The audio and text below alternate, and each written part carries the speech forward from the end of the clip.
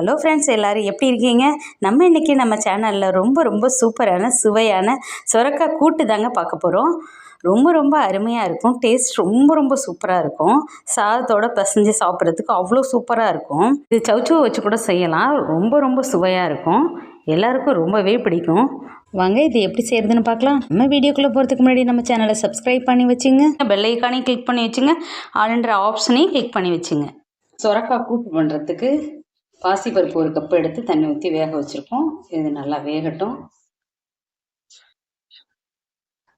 கொஞ்சம் தேங்காய், ஒரு அரை மூடி தேங்காய், ஒரு அரை டேபிள் ஸ்பூன் சோம்பு, சின்ன வெங்காயம் ரெண்டாக கட் பண்ணது. இதை மிக்ஸி ஜாரில் போட்டு நல்லா குறகுறப்பாக அரைச்சி எடுத்துக்கலாம். இந்த மாதிரி நல்லா குறகுறப்பாக இருக்கணும். இந்த பதத்துக்கு அரைச்சி எடுத்துங்க. பருப்பு நல்லா இந்த அளவுக்கு வெந்து வரணும். அப்படியே லைட்டாக மலர்ந்து வந்துருக்கு பாருங்க. ரொம்ப குழையக்கூடாது, அரிஞ்சு மாதிரி ஆனால் நல்லா இருக்காது டேஸ்ட்டு. இந்த அளவுக்கு வெந்தால் போதும். இப்போ பருப்பு இந்த அளவு வெந்து வந்திருக்கு. இந்த நேரத்தில் நம்ம வெங்காயம், தக்காளி, பச்சை மிளகாய் இதில் சேர்த்துடலாம். ஒரு 3 சின்ன பல்லாரி, 10 பச்சை மிளகா, ஒரு குட்டி தக்காளி சேர்த்துருக்கோம். இது நல்லா வேகட்டும். ஒரு அரை டேபிள் ஸ்பூன் மஞ்சள்தூள் நல்லா கலந்து விட்டுக்கலாம். நம்ம சாம்பார் கறிகிற மாதிரி வெங்காயம் அரிஞ்சு போட்டுக்குங்க. பச்சை மிளகாய் பிடிக்காதவங்க மிளகாய் தூள் சேர்த்துக்கலாம். வெங்காயம் தக்காளி வேக போட்டு காய் வேகிறப்ப மிளகாத்தூள் சேர்த்துக்கலாம். நம்ம மிளகாத்தூள் சேர்க்க போகிறதில்ல, நம்ம பச்சை மிளகாய் மட்டும்தான் எடுத்துருக்கோம். இப்போ நல்லா கொதி வந்துருச்சு.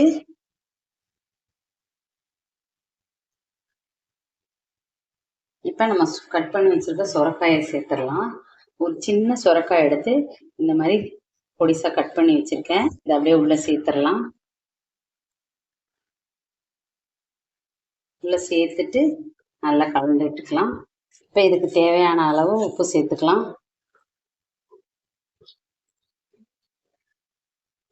தேவையான அளவு உப்பு சேர்த்தாச்சு. நல்லா கலந்து விட்டுருங்க. நல்லா வேகட்டும்.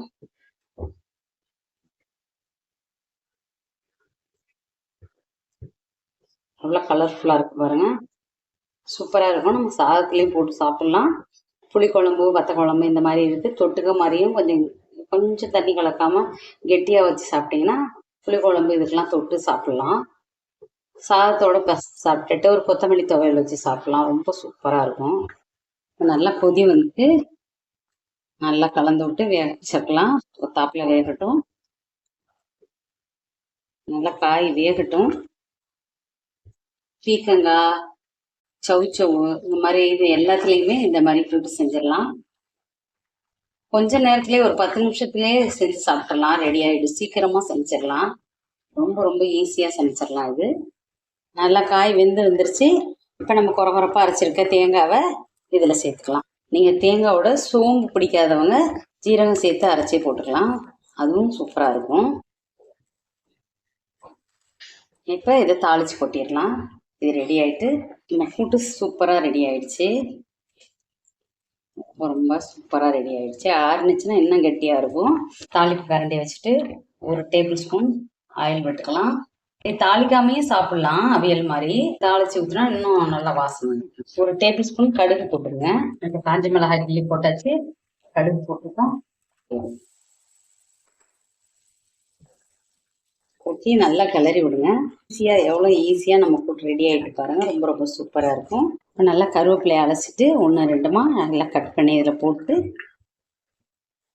ஒரு கிளறி விட்டு அப்படியே இறக்கிற வேண்டியதான். இது சாதத்தோட பசங்க சாப்பிட்டா கரெக்டாக இருக்கும்.